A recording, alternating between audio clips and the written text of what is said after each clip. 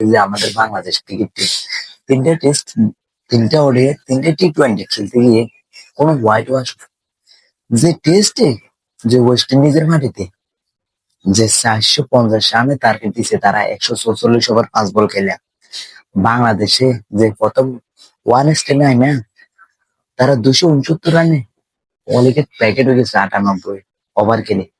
মানে একদিন খেলছে, এর পরের দিন সকালে সব প্যাকেট।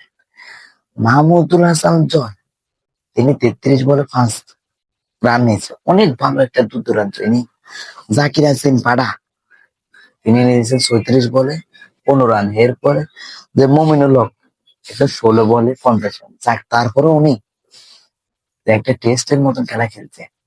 এরপরে কি শাহরিয়ার দীপু, 71 বলে 78, এটাও টেস্ট। কিন্তু এত বাজে টেস্ট খেলা হইতেছে যে আমাদের প্রথম ইনিংসে আমরা 269 রানের প্যাকেট হয়ে গেছে। এখন দ্বিতীয় ইনিংস যে ওয়েস্ট ইন্ডিজ খেলতেছে, আমাদেরকে অলরেডি 162 রানের ভিতরে প্যাকেট করতে চাইতেছে, অলরেডি 9 উইকেট চলে গেছে, 152 রান তাদের। এখন আমাদের কত টার্গেট দেয়, কিন্তু আমাদের 450 রানের মধ্যে আমাদের 186 রান টার্গেট অলরেডি হয়ে আছে। এখন আজকে যেগুলো দেবে বাকি এগুলো যোগ হবে।